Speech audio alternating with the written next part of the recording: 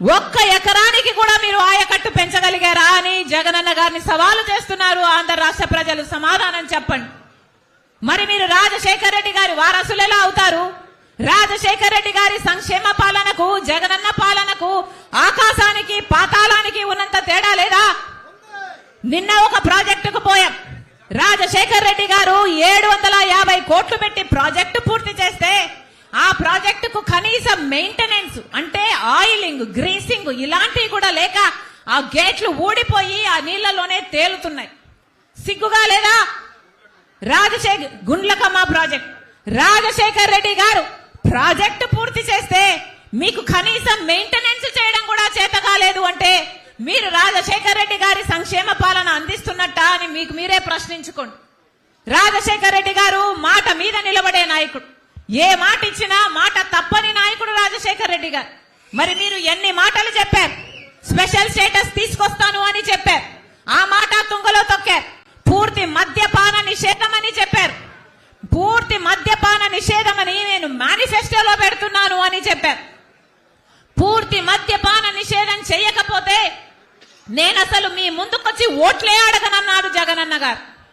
Manifesto అంటే నాకు Bible లాంటిది, ఖురాన్ లాంటిది, భగవద్గీత లాంటిది అన్న జగనన్న గారు మరి ఇప్పుడు పూర్తి మద్యపాన నిషేధం ఎందుకు చేయలేదు అని ఆంధ్ర రాష్ట్ర ప్రజలకు సమాధానం చెప్పాలి. మాట తప్పని మడమ తిప్పని నాయకుడు రాజశేఖర్ రెడ్డి గారు అయితే మీరు ఇచ్చిన మాట ప్రతి మాట తప్పారు కదా జగనన్న గారు. మరి ఆంధ్ర రాష్ట్ర ప్రజలకు జనసేనకు వేసిన ప్రతి ఓటు బీజేపీ పార్టీకే వేసినట్టే. మరి మీకు ఎందుకు వేయాలి ఓటు? నేరుగా బీజేపీ పార్టీకే వేస్తే సరిపోయింది కదా. అందుకే చెప్తున్నాం, ప్రజలను హెచ్చరించాల్సిన అవసరం ఉంది. ప్రజల దగ్గరకు వెళ్ళండి. ఎన్ని ఇల్లులు తట్టగలిగితే, ఎన్ని తలుపులు తట్టగలిగితే, ఎన్ని గడపలు తొక్కగలిగితే అంతమంది దగ్గరికి వెళ్ళాలి. ఎన్ని సంఘాలను వీలైతే అన్ని సంఘాలను కలవండి.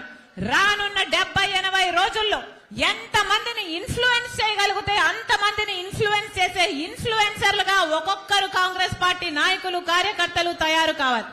ఒక్కొక్కరు ఒక్కొక్క సైనికుడిగా కాదు, ఒక్కొక్కరు ఒక్కొక్క సైన్యములా మారాల్సిన అవసరం ఉంది. కష్టపడదాం. ఈ 90 రోజులు 80 రోజులు కష్టపడదాం. పార్టీ కోసం పని చేద్దాం. పొద్దున లేస్తే ఒక లిస్టు తయారు చేసుకోండి. ఈ రోజు నేను ఎవరి దగ్గరికి వెళ్ళాలి, ఎన్ని ఇల్లులు వెళ్ళాలి, ఎన్ని సంఘాల దగ్గరికి వెళ్ళాలి, ఎంత మందితో మాట్లాడగలం, ఒక లిస్టు తయారు చేసుకోండి. ఆ లిస్టు ప్రకారం ప్రతి రోజు మీరు చేయాల్సిన కార్యక్రమము మన భవిష్యత్తు ఎలా మారాలి, మన భవిత ఎలా బాగుపడుతుంది, మళ్ళీ ఈ పార్టీలకు అధికారం ఇస్తే మళ్ళీ బీజేపీకే బానిసలవుతారు అని చెప్పండి.